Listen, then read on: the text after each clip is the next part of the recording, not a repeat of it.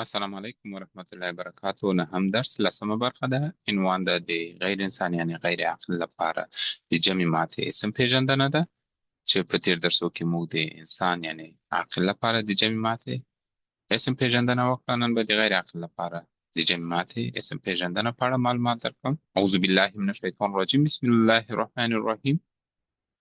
إنا أنزلناه قرآنا عربيا لعلكم تعقلون. سورة یوسف دوهم نمبر آیات ته ترجمه یې داسې ده: بېشکه موږ قرآن په عربي ژبه نازل کړ چې تاسې پوه شئ او عقل وکاروئ. زموږ او ستاسې هدف دا ده چې د قرآن ژبه زده کوو، عربي ژبه زده کوو، خپله ژبه یې زده کوو، تر څو موږ وکولی شو کله چې قرآن ووایو نو په معنا یې پوه شو او تدبر پکې وکړو. تر هغو چې تاسې عربي ژبه زده نه وي، تاسې نشئ کولی په قرآن پوه شئ.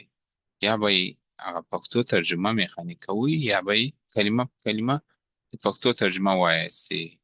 نو انشاءالله کله چې تا پروګرام پای ته ورسوئ، تاسې به وکولی شئ چې د قرآن په ترجمه پوه شئ او کله چې لمانځه ته درېږئ هغه سورې چې مو له یاده کړې دي په خپله یې په معنا پوه شئ. نننۍ موخې مو څه دي؟ د غیر انسان یعنې غیر عقل لپاره د جمع ماتې تکثیر اسم پیژندنه ده. وسلای ته ځو. غیر عقل لپاره د جمع ماتې اسم څه ته وایي؟ غیر عقل یعنې د غیر انسانانو لپاره لکه شیان، حیوانات، ځایونه، هغه جمع چې د کلمې بڼه په بشپړه ډول بدلیږي. یعنې په عربي ګرامر کې د واحد مونث په شان استعمالیږي. دا په څه معنا؟ کله چې صفت، ضمیر، فعل، اسم اشاره ورته راځي د واحد مونث په شان ورته راځي. د پای غږ لري اون، ان، ان.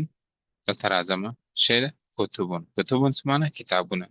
او دلته راځم حالت ته رفع ته راځم کتابون یو، مثنا کتابانی دوه. جمع ته راځم کتبون. کتبون څه ده؟ دا د غیر عاقل لپاره د جمع ماتې اسم ده. نو دلته وګورئ کتبون جمع کې مفرد کې راځم کتابون. دواړه د پای غږ لري. نو زه اوس څنګه کولی شم چې د دې دواړو ترمنځ توپیر وکم؟ نو دلته راځم هر وخت چې غوښتل چې د غیر عقل لپاره د جمع ماتې اسم وپېژنئ، لومړی کار به دا کوئ چې معنا به یې ګورئ. چیرې چې معنا پیدا کړه نو تاسې کولی شئ چې وګورئ کتبون کتابونه. او بل زه څنګه پېژندلی شم چې د کلمې بڼې ته ګورم. د کلمې بڼه په بشپړه توګه بدله شوه. ګوره کتابون کتبون. او ګورئ دلته څه لري؟ د پای غږ لري. د پای غږ ونی کتبون اون. د دې درې ځانګړتیاوې څنګه ورته نشته کولی شم؟ یو دلته نشته کولی شم چې کتبون کتابونه یعنې غیر عاقل ماته جمع ده. دوهم د مفرد مؤنث په توګه استعمالیږي. دریم ځانګړتیاوې څه ده؟ حالت څه ده؟ رفع ده. ولې رفع ده؟ ګوره دا جدول ته راځي. جدول کې ګورئ چې رفع ده. رفع کتابون کتابانی کتبون. بسلای ته ځو. دلته ګورو چې بل مثال ته څه ده؟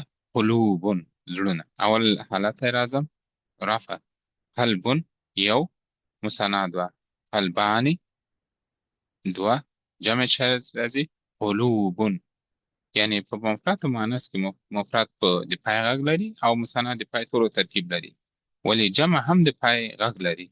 د جمع او مفرد ترمنځ څنګه توپیر کولی شم؟ ګوره قلبون او جمع ته راځم قلوبون. دواړه د پای غږ لري. نو زه لومړی څه کومه؟ معنا ته یې ګورم. ګورم قلوبون زړونه. اوس ما دا وپېژنده چې دا خو زړونه دي جمع ده. دا کومه جمع ده؟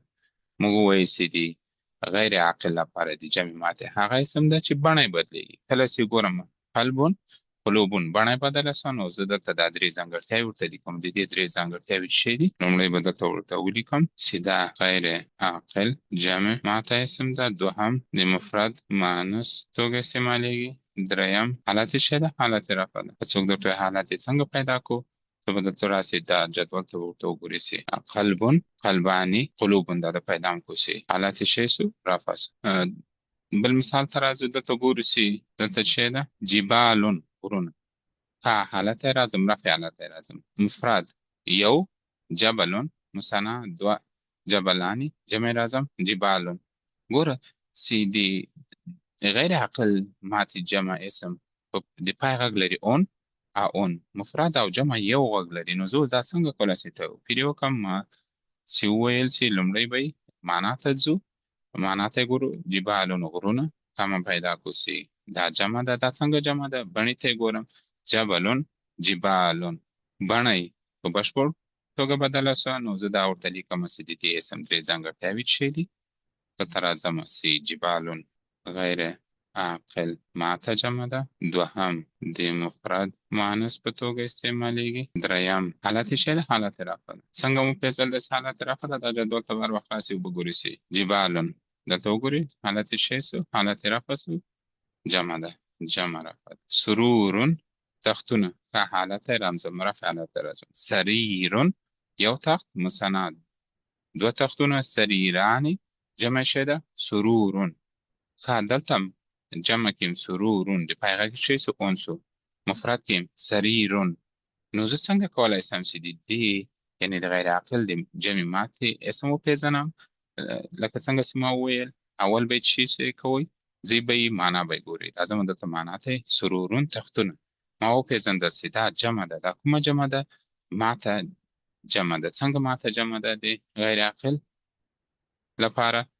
دلته ګورم چې بڼه بدله شوه سریرون او جمع ته راځم سرورون. دلته درې ځانګړتیاوې څنګه ورته لیکم؟ غیر عاقل ماته جمع ده. دوهم مفرد مؤنث په توګه استعمالیږي. دریم حالت څه ده؟ حالت رفع.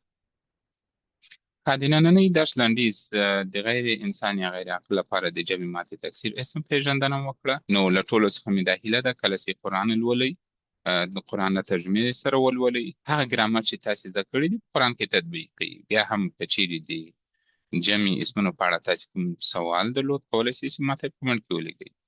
یادونې زموږ درس د قرآن کریم آیتونو ګرامري تحلیل ده. وخت به هر ورځ له 5 تر 10 دقیقو پورې وي. منبع به قرآن کریم وي. خپلې ټولې یادونې او پوښتنې په کمنټ کې راته ولیکئ. نننۍ درس همدلته پای ته ورسېد. تاسې ته ښه وخت غواړم. په دعاو کې مه هېروئ. خدای پامان.